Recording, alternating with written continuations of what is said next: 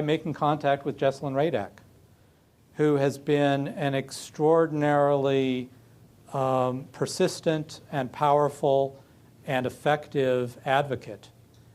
And it is, I think I said, and if I didn't, I definitely thought as recently as April of last year that, it's a pity, but Drake is going to jail.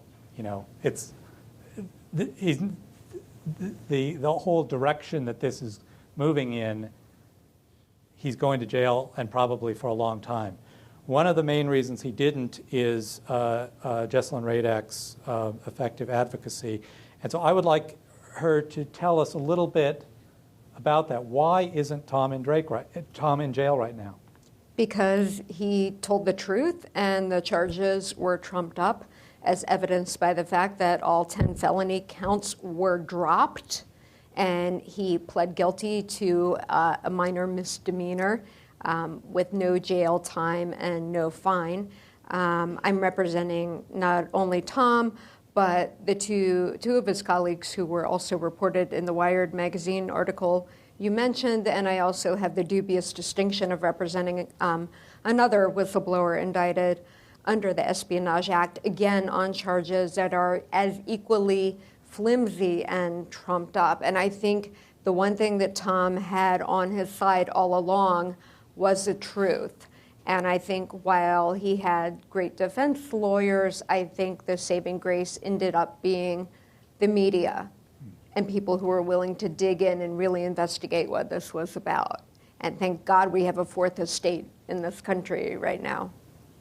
So if you're charged under the Espionage Act, you'll be in better shape if you can get 60 Minutes and the New Yorker to cover your story. Is that one of the lessons? Well, yes, I think it's, any criminal defendant who is charged is going to have to remain silent, obviously, because they don't want to say anything further that could incriminate themselves or create impeachable material. Therefore, they need other people to be their voice.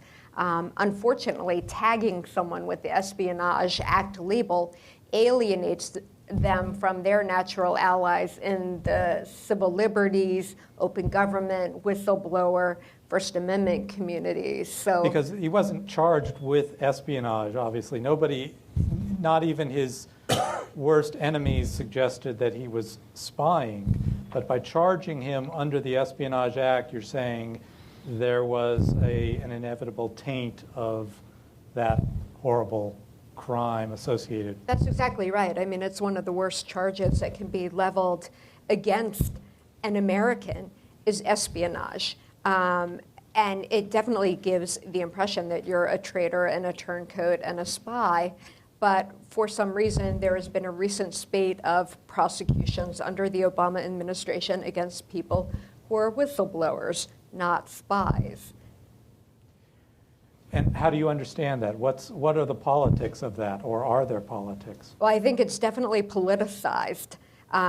Initially, we thought it was to curry favor with the national security and intelligence establishments with which Obama was not seen as strong when coming into office. But later it's become clearly more sinister as journalists have been implicated, for example, in the case of Jeffrey Sterling. And I think this is a way to lay a groundwork and bad precedent for going after journalists. And I also think in the grand scheme of things, it's kind of a backdoor way to create an Official Secrets Act, which our country has lived without for more than 200 years. This may be an unfair question to ask a defense attorney, but do you acknowledge the possibility of a legitimate anti-leak prosecution? Of a legitimate anti-leak prosecution, yes. I mean, under the proper statute, sure, under Section 1924 or under Section 798 for unauthorized disclosure of classified information. But there's a distinction between leaking, for example, in the case of Scooter Libby, which had no inherent value whatsoever, and blowing the whistle, in which an employee reasonably believes that what he or she sees evidence as fraud, waste, abuse, or illegality. And whistleblowing is in the public's right to know. So I see a big difference. In fact, the way Tom became a client was I had done an article on the difference between leaking and whistleblowing.